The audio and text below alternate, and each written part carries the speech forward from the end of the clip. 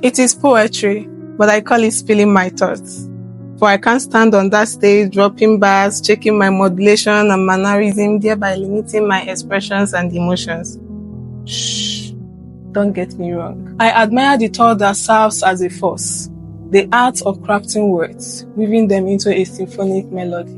To me, I want to stand on that stage, voice my thoughts, and have you all wonder how she came up with this. Tell the stories of my ancestors. Live in the world of Mwelu Balosa inside my thoughts. Spread my thoughts of what coinage without dancing in any rule of Sorogede. Embrace myself to the apex level I want.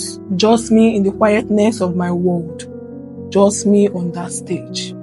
Just me sharing akoko nkomiriko and kokiriko. Just me watching you enjoy my performance. I want to deeply look into your eyes, unleash my heart in you, till you come out your emotions.